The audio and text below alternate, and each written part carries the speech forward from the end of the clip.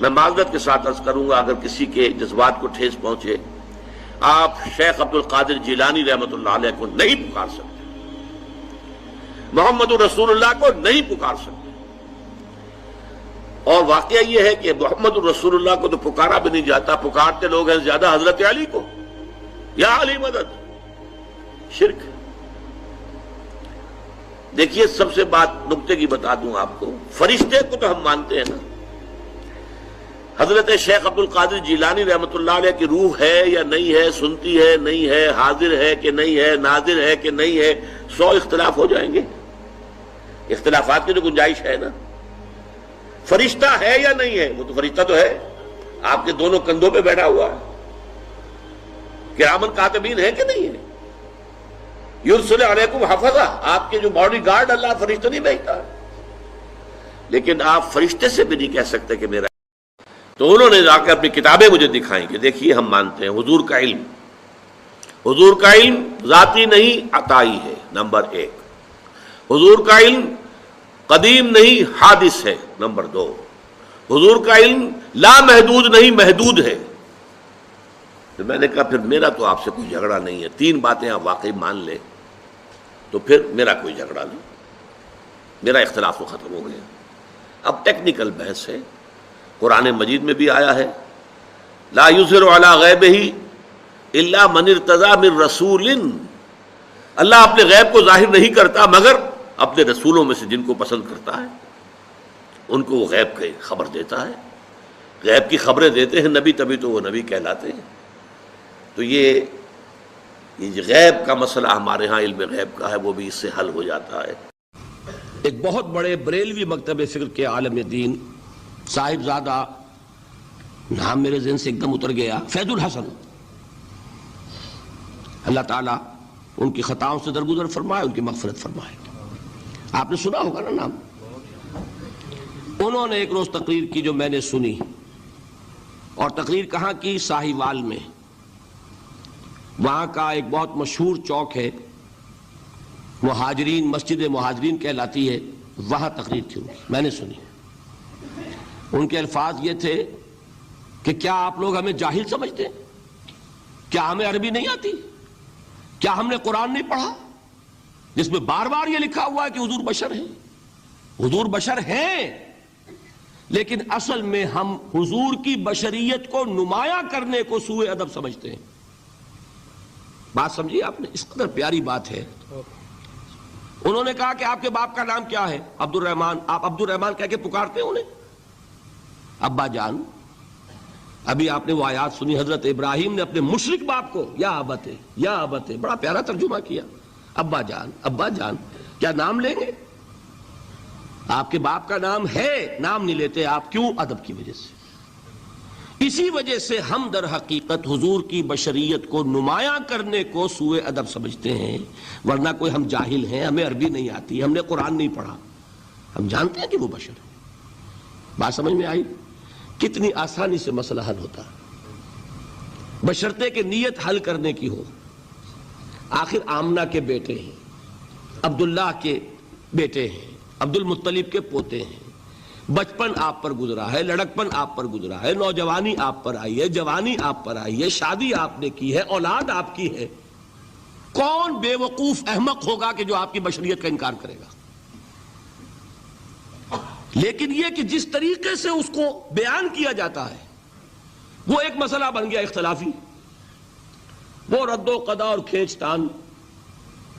اور اس میں بھی سمجھ لیجئے مثلکم پر جو ایمفیسس بعض حضرات دے دیتے ہیں اپنے توحیدی، جو ان کے اندر ایک مزاج ہے، اللہ تعالیٰ ان کے مزاج کو اور پختہ کرے، لیکن اس میں بھی مبالغہ کیا جاتا ہے۔ ایک حدیث مجھ سے سنیے جس میں حضور نے مثل کا انکار کیا۔ مثلکم کا مطلب اگر کسی نے یہ سمجھا کہ بالکل ہم جیسے ہیں تو بہت بڑی مغالطے میں۔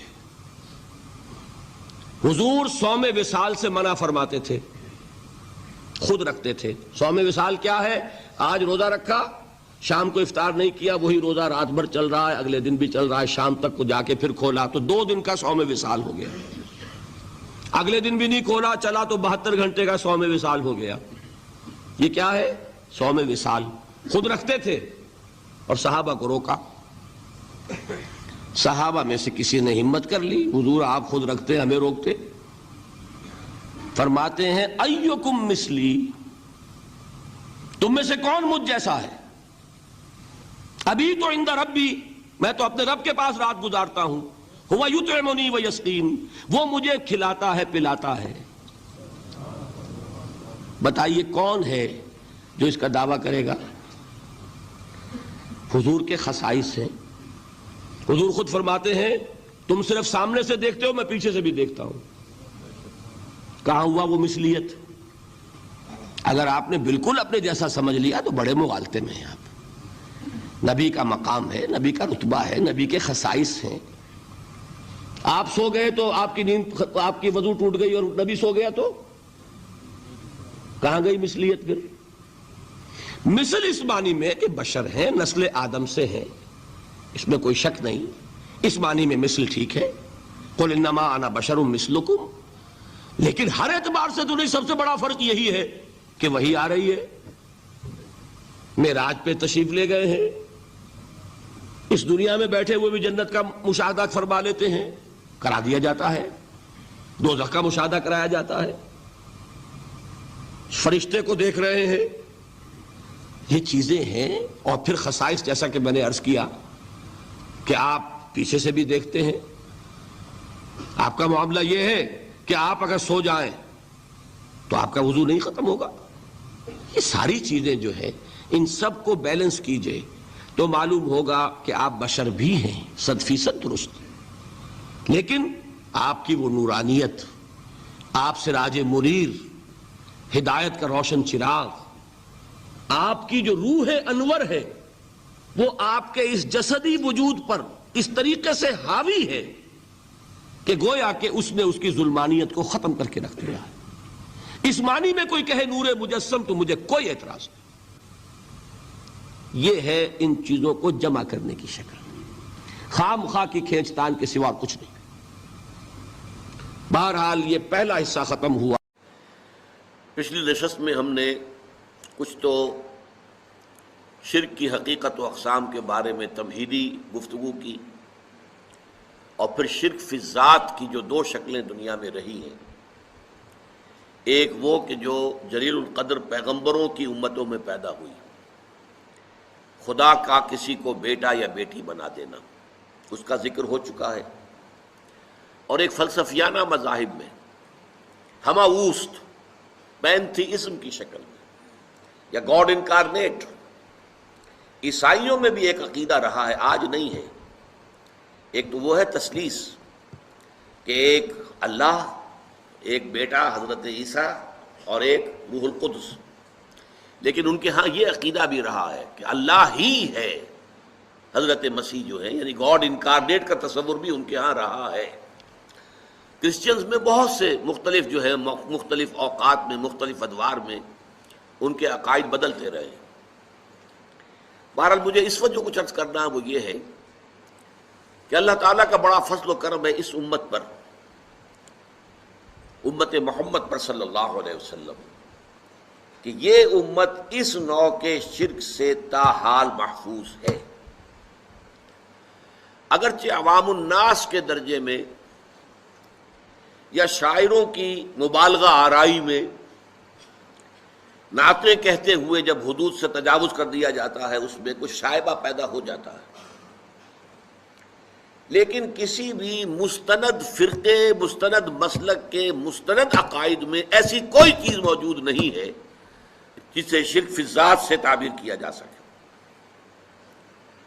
مثال کے طور پر آپ کو ایک شعر سنا رہا ہوں، وہی جو مستوی عرش تھا خدا ہو کر، اتر پڑا وہ مدینے میں مصطفیٰ ہو کر۔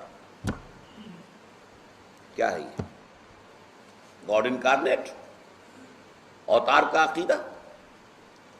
وہ اوتار کا عقیدہ چاہے رام چندر جی کے لیے ہو، کرشن جی کے لیے ہو، یا محمد مصطفیٰ صلی اللہ علیہ وسلم کے لیے ہو، عقیدہ تو ایک ہی رہے گا۔ اور یہ آپ کے علم میں ہونا چاہیے، شعر کس کا ہے؟ مولانا احمد رضا خان صاحب بریلوی۔ لیکن یہ بھی نوٹ کر لیجئے ساتھی کہ ان کے مسلک کے ایک بہت بڑے عالم جو لاہور میں ہوتے تھے، مولانا محمود احمد رضوی، مرحوم، ان کا انتقال ہو گیا ہے۔ روزنامہ پاکستان میں ایک دفعہ ایک فورم میں بعض لوگوں نے یہ مسئلہ چھیڑ دیا کہ مولانا احمد رضا خان صاحب بریلوی، انہوں نے تو یہ شعر کہا ہے، وہی جو مستوی عرش تھا خدا ہو کر، اتر پڑا وہ مدینے میں مصطفیٰ ہو کر۔ تو مولانا محمود احمد رضوی صاحب نے فرمایا کہ اس پر ہمارا عقیدہ نہیں ہے، یہ ہمارے عقیدے میں شامل نہیں ہے، انہوں نے اعلان برات کیا۔ تو اصل میں یہ وہی شاعرانہ مبالغہ آمیزی ہے۔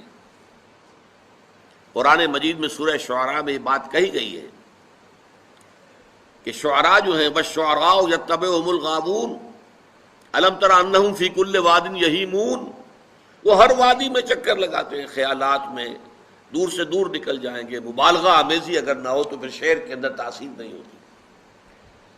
اسی طریقے سے ایک شعر ہے، مدینے کی مسجد میں ممبر کے اوپر بغیر عین کا ایک عرب ہم نے دیکھا۔